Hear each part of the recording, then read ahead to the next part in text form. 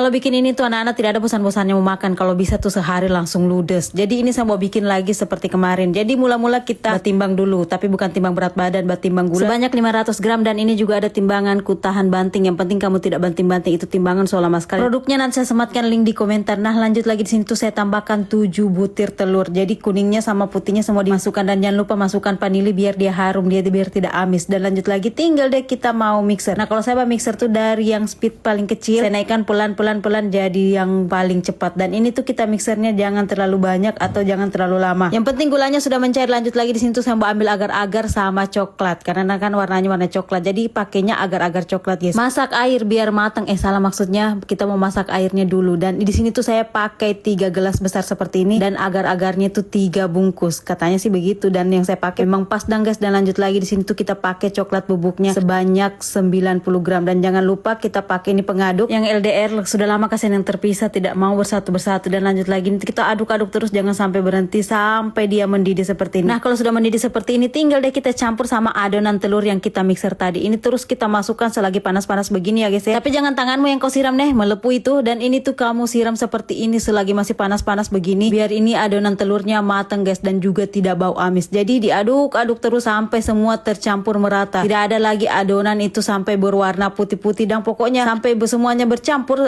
Bagaimana sih namanya itu bercampur rata? Nah kalau kau rasa-rasa itu sudah pas toh, sudah bercampur semua, tinggal kau bawa tempatmu ke sini, kita isi. Ayo di sini tuh kamu lihat saya rasa-rasa juga ini sudah pas, tinggal saya mau isi lagi di tempat seperti ini. Tapi karena kamu jauh tuh, jadi tempatku saja dosa isi. Dan ini tuh saya mau isi tempat yang ada di rumahku saja, karena tempatmu saya mau isi kau terlalu jauh.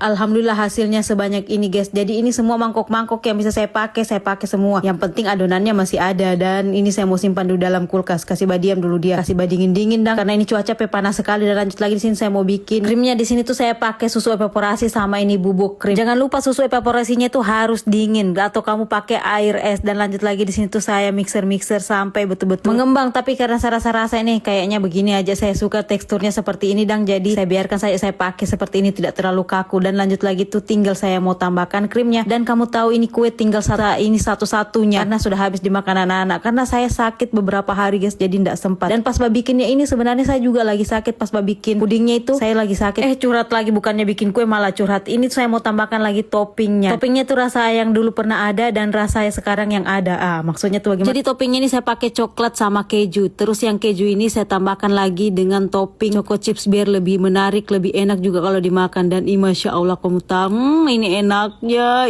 Masya Allah. Cuma ini karena saya kocok telurnya tuh jadi dia tidak bertingkat, tidak jadi rumah tingkat, dia cuma rumah satu lapis saja atau satu tingkat begitu. Dan kamu lihat ini tapi betul-betul rasanya masya Allah enak sekali. Kamu tahu, oh Tuhan tolong.